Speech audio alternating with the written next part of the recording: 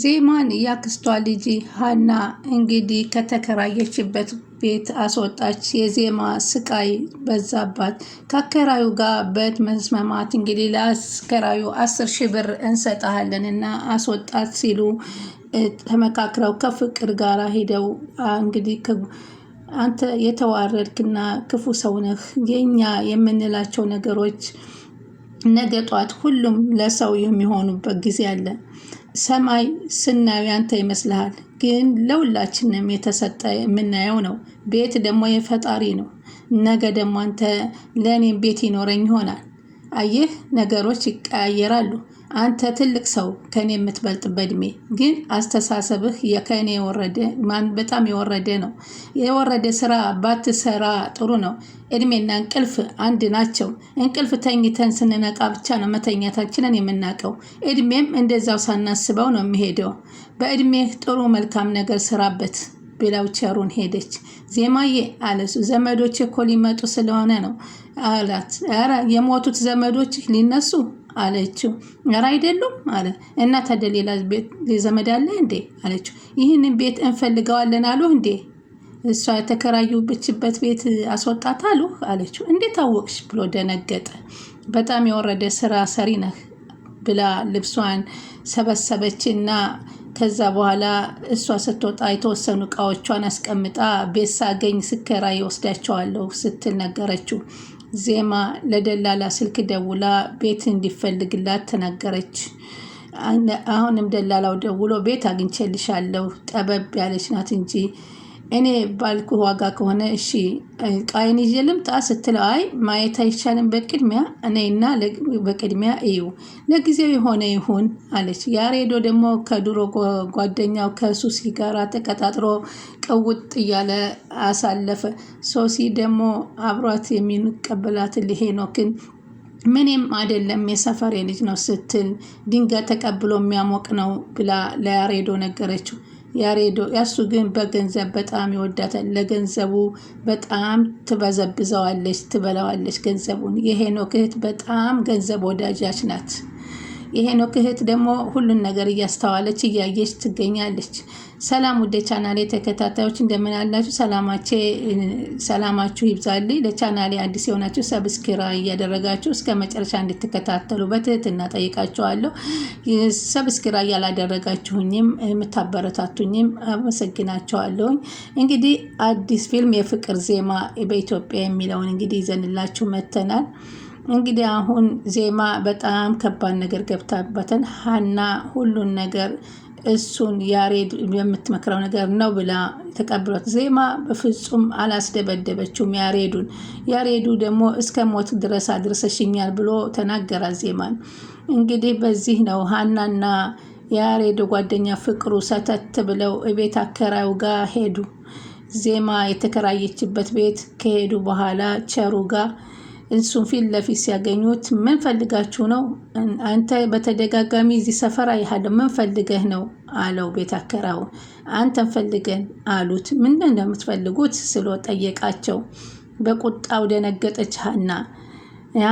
ያሬድ ጓደኛ በአከራዩ ፈራ። ምንድን ነው የምትፈራው አለ። ልናናግርህ ፈልገን እኮ ነው አለ ፍቅሩ። ምንድን ነው ብቻችንን ብናወራ አይሻልም አላቸው አሉት። እነሱ እሺ አሉና ዜማም ጥላ ሄደች። ራቅ ብላ ከዚህ ራቅ ብለን እናውራ። አሁን ዜማም ርቀቷን ጠብቃ ማየት ጀመረች። የሀና ጓደኛ ሀና በጣም አደገኛና ክፉ ሰው ናት። ላከራው እንግዲህ ዜማን ከዚህ ቤት አስወጣልኝ፣ ካላስወጣልኝ ሌላ ጦስ ይዛብህ ትመጣለች አለችው። በዛም ምክንያት ብዙ ሰዎች ለመሞት ድረስ ደርሰዋል አለችው። አሁንም ያ ችግር ይፈጠርብሃልና አንተ ይቺ ልጅ አስወጣት። ለምን ገና እኮ ነች፣ ወር እኮ አልሞላትም እኮ ከገባች፣ ተጠያቂ እኮ ነኝ አላት። አታስብ እሱን አለችው። እሷ የምትከፍልህን እጥፍ እኔ ከፍልሃለሁ አለችው ሀና። ምን አለቸሩ? አዎ አካውንትህን ስጠኝ አለችና 10,000 ብር ከፍልሃለሁ ስትለው ለገንዘብ ሰፍ አለ ቤት አከራው። እኔ ቢዝነስ አይደለ እሺ አለና ወዳውኑ 10,000 ብር አስገባችበት። ያሬድ ጓደኛ ግን አልበዛም አለ እኔ ነኝ የምከፍለው፣ ምን አገባህ? እንደፈለግኩ መክፈል እችላለሁ አለች ሀና። ከዛም እንግዲህ መለስ አደረገና ያሬድ ጓደኛ 15,000 ብር አለው። እሺ አለና አካውንቱን ሰጣቸው። በአካውንቱ ብር አስገቡለት። ሀና ስታስገባለት ተደሰተ። ዜማ ያንን ሁሉ አዳምጣቸዋለች። ከዛም ልብሷን ክሱ ከቀድሞ ከመግባቷ በፊት እያስተካከለች ነበረ። አሁን ደግሞ እሷን ካስወጣሃት ችግር የለውም እያሉ ነበር የሚነግሩት። ዜማ እስከምትመጣ ድረስ ሀናና ፍቅሩ ተደብቀው እስኪ ስትወጣ ማየት እንፈልጋለን እያሉ ከዛፍ ተጠልለው ዜማን ያን ሁሉ ነገር እየሰማኝ ስለነበረ ቀድማ ገብታ ለያሬዶ ደወለችለት። በተደጋጋሚ ስትደውልለት በሶስተኛው አነሳላት። ቆይ አንተ ግን ምንድን ነው የምትፈልገው? ከህይወቴ ምን ፈልገህ ነው አንተ ከኔ አለችው። አንቺ ምን ፈልገሽ ነው ከኔ አላት። ደግሞ ከአንቺ ብሶ ትጮሂብኛለሽ አላት። ለምን አተወኝም አለችው። በአንቺ ምክንያት እኮ ነው ከመሞት ደረጃ ያደረስኩት። ብዙ ነገር አጋጠመኝ እኮ አላት። ደግሞ ትኮሳተሪያለሽ ትጮሂብኛለሽ እንዴ አላት። እሺ አለች እሷ። እኔ ነኝ ከህይወቴ ውጪ ሲላት፣ ጭራሽ ከህይወትህ እኔ ነኝ የበጠበጥኩት ህይወትህን አለችው። አዎ አለ እሱም። በዙሪያ ስትዞሪ ሁሉንም ነገር እንዳይሽ አልፈልግም አላት። ከዛ እሷም ምንም ሳትናገር እሺ ብላ ስልኩን ዘጋች። በጣም የሚገርምና የሚያሳዝነው ዜማ እንደው የሚረዳት ማንም የለም። ዜማ ግን እውነተኛ ስለሆነ እውነት ያሸንፋል። ያሬዶ ግን በጣም ያፈቅራታል፣ ግን ችግሯን አይረዳትም። ችግሩ ይህ ሁሉ ሴራ እያሴሩ ያሉ ሀናና የሀና ጓደኛዋ የቀድሞ ጓደኛዋና ሀና ናቸው። ሀና የወሰደችኝን ሁሉ መልስባታለሁ፣ የወደድኩትን ሁሉ አሳጥታኛለች እያለች ትናገራለች። እኔ ሀና ነኝ የእናቷ ልጅ እያለች ትላለች። ዜማ ሰውየውን በምክር መልኩ ተናግራው እቃዎችን እዚሁ ይቀመጡና ቤት ሳገኝ መውሰድ ያለው ብላ ወጣች። ዜማ በጨለማ ሂዳ የሆነ ጣውላ ላይ ወንበር ላይ ቁጭ አለች። የቤት አከራው ደላላው ቤቱ ተገንቶልሻል ሲል ደወለላት። እሺ ጠበብ ይላል ግን አለችው። አዎ ግን ግድ የለም ለጊዜው ካገኘው ችግር የለም። ቃይን ይዤ ልምጣ ስትል አይ መጀመሪያ ማየት አይሻልሽም ነበር አላት። እሺ በነገርኩ ብር ከሆነ ምንም ይሁን ችግር የለብኝም አለችው። ግን በሆነም ይሁን አለች መለስ ብላ። እሺ አለ ያሬድ። እንግዲህ ከመጀመሪያ ፍቅረኛው ከሶሲ ጋራ ተቀጣጥረው እንግዲህ ልብስ አማርጣ ዘንጣ ሂዳ ጸጥ ያለ ቦታ ቁጭ ብለው እየተወያዩ ፍቅር ይዞ ያውቃል ወይንስ ፍቅረኛ አለ ሆይ ስትል ጠየቀችው። አይ የለኝም። እንደ መዋሸትህ ነው አለችው። አይ አሁን የለኝም ማለቴ ነው አለ። አንቺስ ይዞሽ ያውቅሻል? ሪሌሽንሽፕ የለኝም አለችው። በስራ ከሆነ አዎ፣ ግን በፍቅር የለኝም። ግን የሆነ ሰውዬ አንድ ሰውዬ ጋር አይችሽ የለም እንዲ አላት። ያን ነገር ደግሞ ትጠረጥረኛለህ? እሱ እኮ ድንጋይ ሲያሞቅ የሚውል ነው አለችው። በጣም ሰፈር ላይ ተቀምጦ የሚውል የሆነ ስራ መስራት ፈልጌ ሱቆችን ስለሚያውቅ እንዲያስጎበኘኝና እንዲያፋልገኝ ፈልጌ ነው። ምንድን ነው እሱ አላት። ቡቲክ፣ ትንሽ ቡቲክ ለመክፈት ፈልጌ ነበረ አለችው። አይ ጥሩ ነው።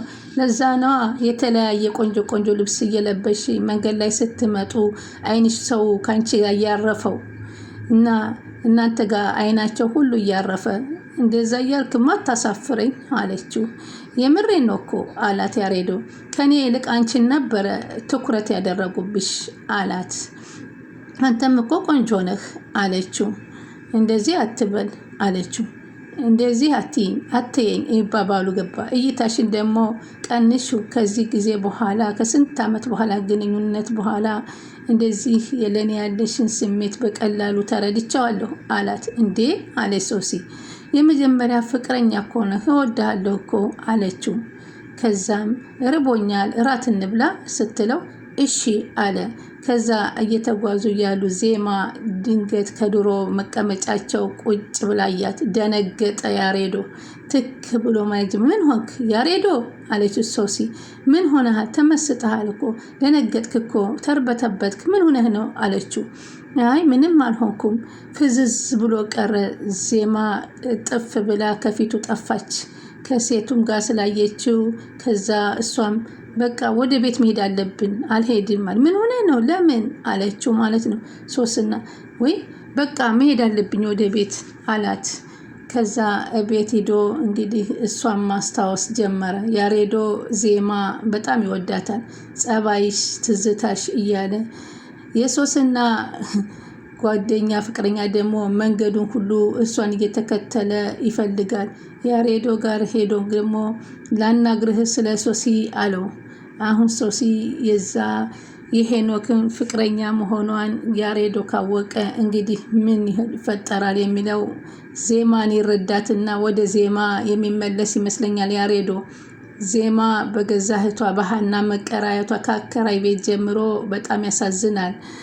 ሀና እንግዲህ ከተከራዩ ቤት ሂዳ ለሰውየው እሷን እኮ እኔ እንዳስወጣኋት ነገርካት እንዴ አለችው። ኧረ እኔ አልነገርኳትም ሲል እንዲሁም ደግሞ አሳዝናኝ እኮ እኔ ጋር ሳደርኳት አለችው። ኧረ ተይ አላት። አሁን ደግሞ እቃዎቿን ልወስድላት ነው፣ ግን ሚስጥራችን እንደተደበቀ ይሁን፣ እኔ እንዳደረግኩት እንዳትናገር አለችው።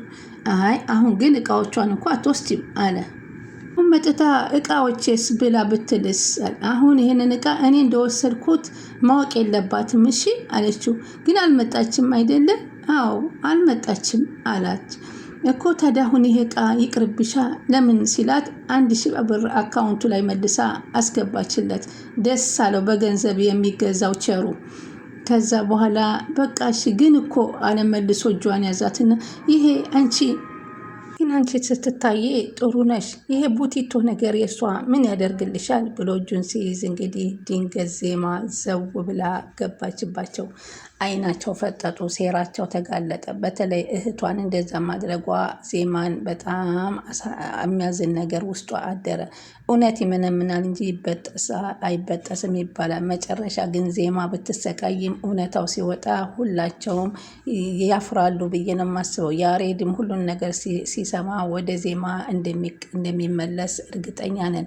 ውድ የቻናል ተከታታዮች ስትከታተሉኝ ስለነበር ከልብ አመሰግናለሁኝ። አሁንም እንግዲህ ዜማ እውነታው በቅርብ ጊዜ ይውጣላት እያልን ሁላችንም ስቃዩዋ በቃ እያልን ነውና እውነታውን ያውጣው እያልን የዛሬውን እንግዲህ በዚህ ተሰናብቻችኋለሁኝ። ቀጣይ እንግዲህ ምን ይፈጠራል የሚለውን አቀርብላችኋለሁ። ስለምትከታተሉኝ ከልብ አመሰግናችኋለሁኝ።